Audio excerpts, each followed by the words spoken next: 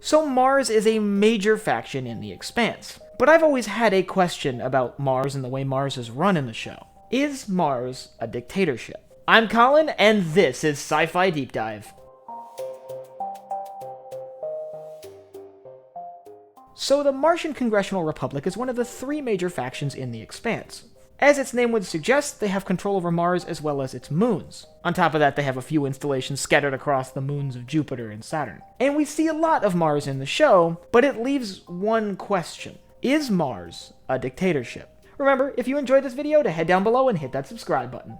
So first things first, we have to ask ourselves, from whose perspective is the show showing us the system? And judging by what we see in the show, I kind of get the feeling we're seeing it from Earth's perspective. We see a lot more of the internal politics of the United Nations on Earth than we do of basically any other faction, with the possible exception of some small OPA groups. And from Earth's perspective, Mars is the bad guy. They're the enemy, the adversary in the ongoing Cold War between these two worlds. So it's not surprising that if the show is showing us its universe from the perspective of Earth, it's going to make Mars look like the bad guys. But we do get a few glimpses into life on Mars.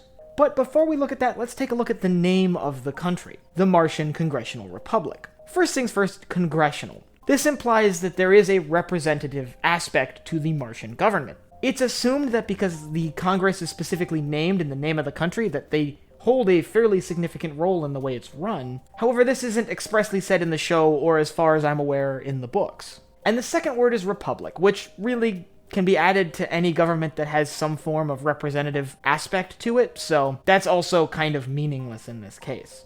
So if we want to find out if Mars really does function like an authoritarian dictatorship, we have to look at the daily lives of its citizens. Now, we actually do get a fairly good look at that in Season 4. Life on Mars seems to be basically what you'd expect from Martian propaganda that we see in the show. They seem to really value duty and physical labor. And much of this labor is tied to the shipbuilding industry as well as the terraforming project going on the planet. We actually get a really good visualization of how dedicated they are to the labor involved and the process involved in putting together spaceships. We see a group of fairly young kids being taught the core components of assembling a Doniger-class battleship. These very young children are being taught to do basically a government job at their very young age. Now, mind you, this doesn't mean they're going right out of middle school and into the shipyards, but they're being conditioned to be shipwrights. This kind of makes it look like the Martian government has pre-planned the lives of many of its citizens, something that's arguably a little bit authoritarian. But one scene strikes me in particular. We see a Martian police raid.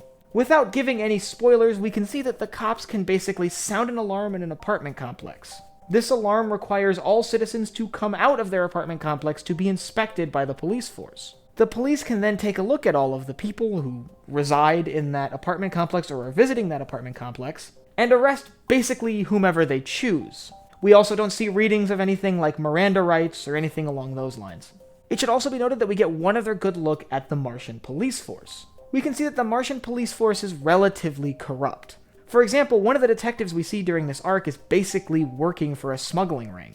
And lastly, I want to point to one more piece of evidence that seems to suggest that Mars is rather authoritarian. During the start of the UN MCR war, we see speeches given by both the leadership on Earth and the leadership on Mars. And the speech given to the Martian people by the Martian government is notably more aggressive than the speeches we hear on Earth or in the Belt. So all of these factors, combined with the general militarism displayed by Mars, seem to suggest that Mars is rather authoritarian. And we do get to see, as I mentioned, its effect on the daily lives of the citizens living there.